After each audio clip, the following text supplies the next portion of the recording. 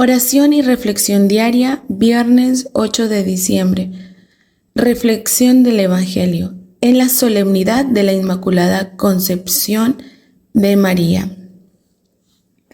La Iglesia celebra hoy la solemnidad de la Inmaculada Concepción de María.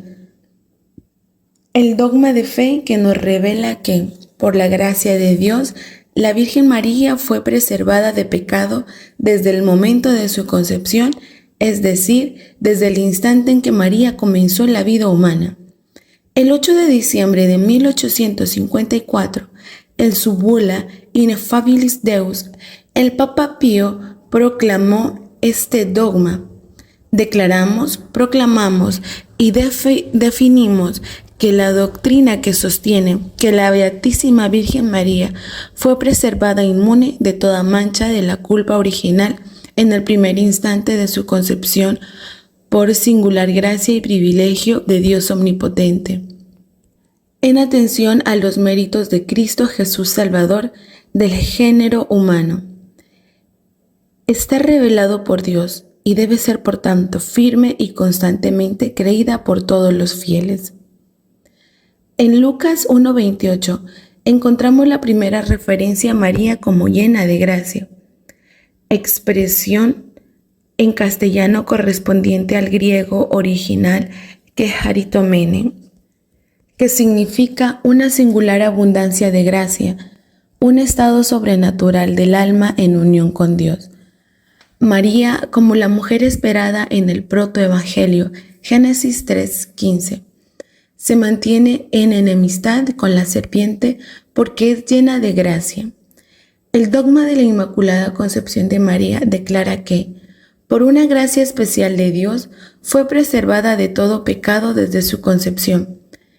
En los primeros siglos del cristianismo, los santos padres no se propusieron esta cuestión, aunque la doctrina sobre el privilegio de María estaba contenida en sus enseñanzas al contraponer su figura a la de Eva, al exaltar su admirable pureza y tratar de su maternidad divina.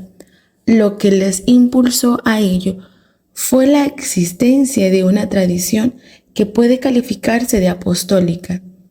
Entre los patrísticos sobre la pureza de María encontramos los de San Hipólito, Orígenes, San Efraín, San Ambrosio, San Agustín de Hipona y San Anselmo, entre otros. El origen de la celebración de la Concepción de María lo encontramos en los monasterios de Palestina. En el siglo VII, en España, se celebró a partir del siglo IX, el día 9 de diciembre, por influencia de la Iglesia de Oriente. En 1030 encontramos ya la fiesta inserta en el calendario de Westminster en Inglaterra. El Tratado de Concepción Sanctae Mariae da mucha importancia para el desarrollo de la doctrina de la Inmaculada Concepción. Fue escrito por el monje sajón Edmer de Canterbury, preceptor de dicha abadía e historiador.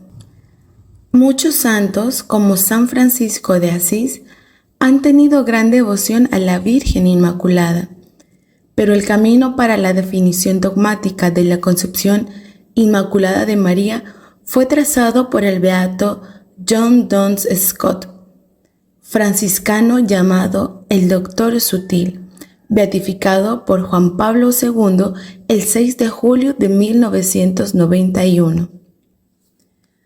Al llegar a la Universidad de París para enseñar teología, su doctrina sobre la exención de María de todo pecado chocó con el ambiente reinante y tuvo que defender su opinión en una disputa pública con los doctores de la misma, disputa de la Sorbona. Se dice que al encontrarse frente a una estatua de la Virgen María, hizo esta petición: Dignare me laudare, te Virgo sacra. Virgen Sagrada, dame las palabras apropiadas para hablar sobre ti. Duns desarrolló un axioma de Edmer de Canterbury, siguiendo los principios de cui potuit ergo fecit, convino, pudo, luego lo hizo. Razonamiento de Duns Scoto que le permitió salir vencedor frente a los doctores dominicos que no aceptaban el dogma que María sea preservada del pecado original desde el momento de su concepción, Inmaculada Concepción. ¿A Dios le convenía que su madre naciera sin mancha del pecado original?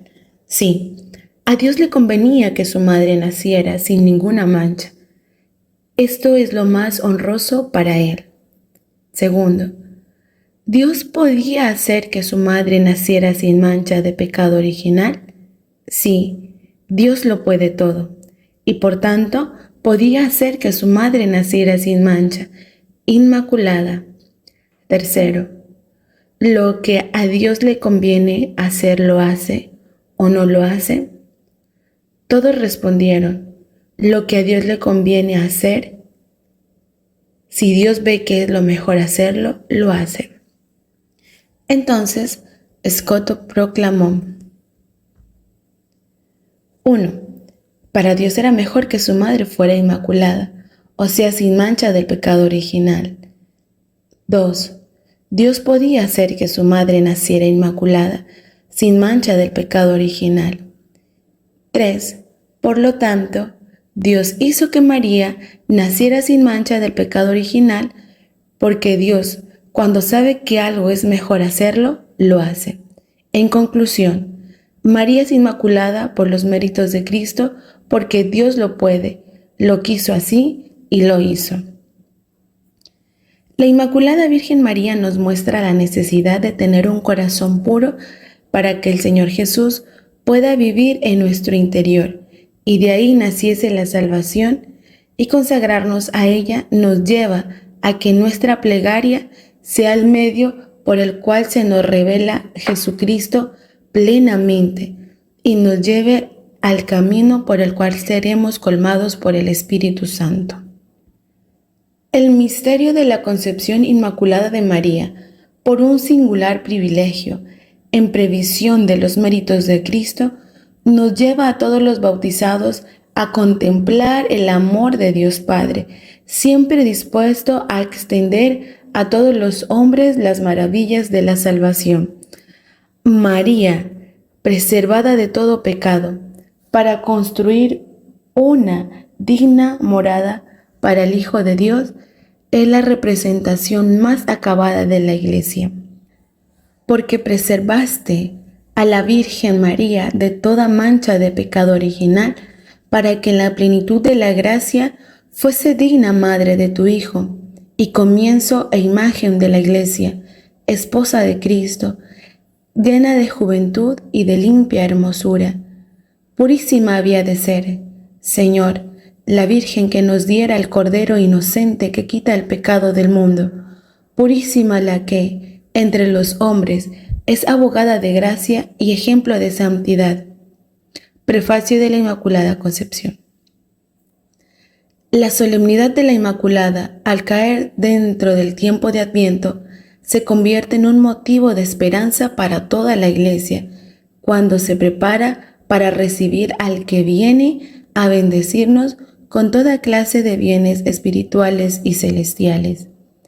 En efecto, María, llena de gracia, como la llama el ángel, nos recuerda que Dios también nos eligió a nosotros en la persona de Cristo para que fuésemos santos e irreprochables ante Él por el amor.